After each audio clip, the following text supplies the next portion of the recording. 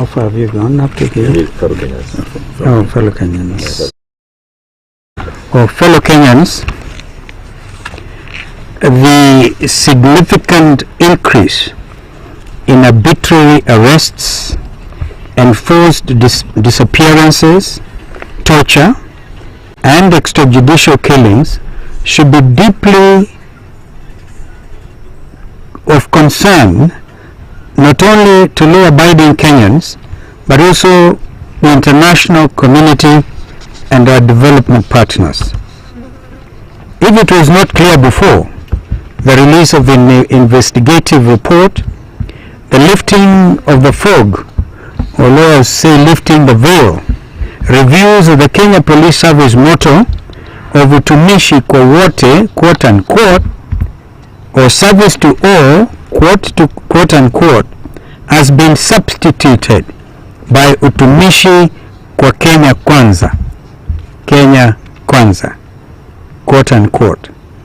Since June, the Kenya National Commission on Human Rights and the Police Reforms Working Group have reported 23 murders, 34 forcibly vanished individuals, and 164 arrests, including those of Bob Njagi, Aslam Longton, and Jamil Longton, who were kidnapped in Kitengela and released after 1 month. Denzel Omondi, a JKU art student, was among the demonstrators who stormed the parliament on June 25th, was abducted 2 days later. 9 days later, his tortured body was discovered floating in a Georgia quarry. John Juguna Kuria, a civic educationist based in West Pokot, was reported missing for 12 days before his mangled body was discovered discarded. Over the past 3 days, Maverick Aoko and Boniface Mwangi have been kidnapped from their houses. After being freed, Mwangi was accused of inciting others. It's still not clear where Ms. Aoko is. The most alarming is that public mortuaries in Thika and Nairobi are requesting court orders to dispose 201 unclaimed dead bodies that the police have dropped off in the past year. Joining the growing international condemnation, the Independent Medical Legal Unit IMLU and the World Organization Against Torture OMCT have denounced this regime for gross human rights violations that amount to apparent breaches of international humanitarian treaties that Kenya has ratified, especially the International Covenant on Civil and Political Rights and the Conventions Against Torture and Enforced Disappearances. As the opposition, we demand that the security services from the National Intelligence Service, NIS, under the leadership of Nordin, the Directorate of Criminal Investigations, and the DCI, led by Mohammed Amin, the Anti-Terrorism Police Unit, ATPU, under the leadership of Sid Kiprotich, the Serious Crimes Unit, led by Michael Sang, Joseph Boynet, the Deputy National Security Advisor, State House, and the Crime Research Intelligence Unit, CRIB, led by John Onyango, ought to be held accountable for their violations of Kenyans' rights and made criminally responsible. Because at the end of the day, all public officers holding the positions I've mentioned are not above the Constitution. Furthermore, their immediate superiors, the Inspector General of the Kenya Police and the Minister for Interior and National Administration, should be held accountable for overseeing a service that has gone rogue with a focus on serving the interests of a few political elite at the expense of Kenyan security. However, it is our contention that the President of the Republic of Kenya carries the biggest responsibility for police phone spying, state-sponsored abductions, hijackings, and extrajudicial killings. Despite overwhelming evidence, including that of the Deputy President, Mr. Rigathi Gachagua, during the impeachment trial, Mr. Ruto continues to claim that he is not aware of any such incidents. Ruto further says that these abductions, extrajudicial killings are fake news and propaganda that is hurting our nation. We want to make it clear to Mr. Ruto that it is actually his thought out efforts to revert Kenya to a police state that are hurting our nation and our nation's image locally and abroad. The buck stops with him.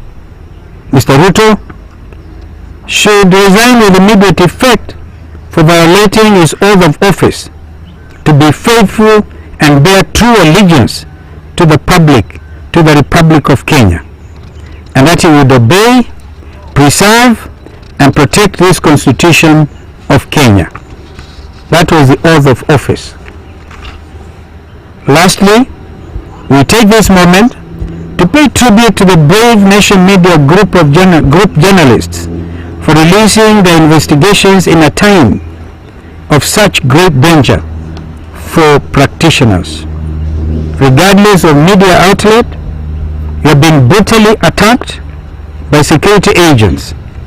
We understand the equipments have been illegally confiscated. We know that a fair number of you have been taken to court and gag orders issued stopping you from publishing on certain topics, organizations, or personalities. Nonetheless, you steadfastly adhere to the Kenyan Code of Conduct for the practice of journalism.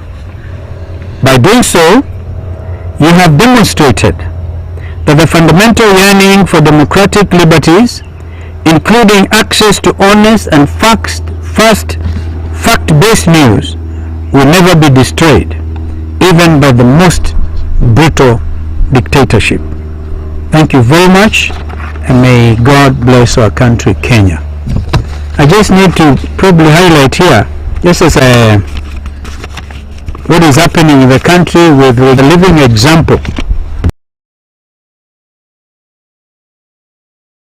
Regard to disenfranchising Kenyans, the people of Banesa in the northeast and the people of Magarini, for example, have been waiting.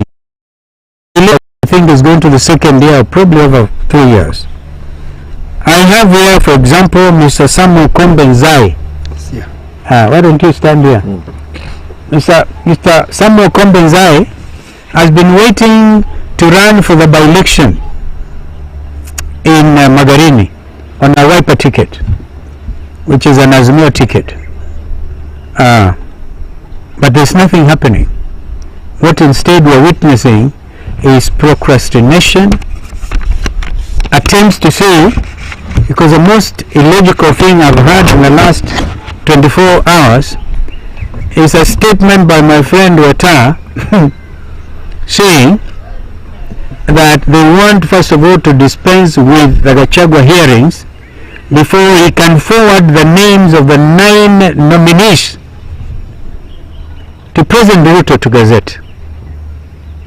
Because he said if we send out, as we acted expeditiously, as my colleague has mentioned, then he said time would have started running.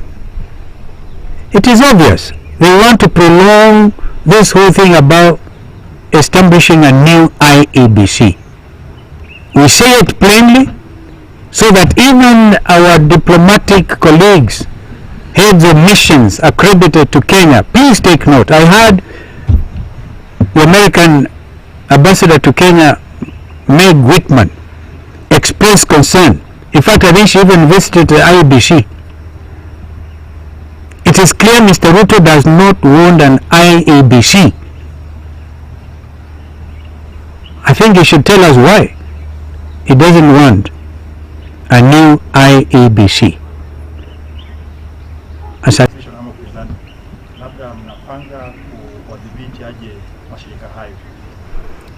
Wenyewe wajidhibiti, sababu usipojidhibiti basi itakuwa ngumu sana. Nakushukuru kwa swali lako. Kwa jumla